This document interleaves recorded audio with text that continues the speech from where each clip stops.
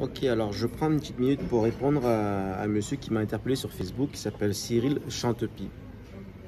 Voilà, donc monsieur, vous me dites, je ne comprends pas votre démarche. Votre chef de parti a été très clair sur le statut des immigrés en France, sur l'intérêt qu'ils portent aux conjoints de l'étranger, sur le regroupement familial, etc., etc.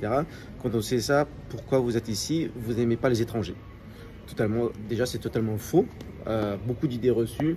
Ce n'est pas vrai qu'on n'aime pas les étrangers, les immigrés, etc. Ce qui pose problème, c'est les immigrés qui sont en situation irrégulière. En situation irrégulière et qui éventuellement commettent des actes de délinquance.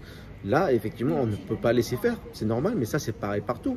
Monsieur, vous habitez au Vietnam, si vous brûlez des voitures ici, si vous faites des actes si vous faites des crimes, vous allez avoir des problèmes. Donc, c'est quelque chose de tout à fait normal. Ensuite, sur le groupement familial, c'est un sujet, à mon avis, vous ne savez pas ce qu'est le regroupement familial. Le regroupement familial, c'est pour les étrangers. C'est pour les étrangers qui sont en France, en situation, qui ont un titre de séjour et qui peuvent amener toute leur famille. Ça va un peu trop loin. Mais vous n'êtes pas étranger, vous êtes français.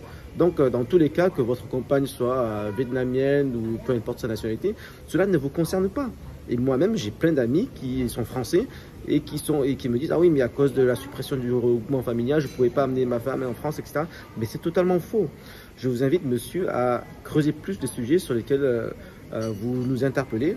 Vous verrez qu'il y a beaucoup de fausses idées, des idées reçues qui sont complètement hors de la réalité.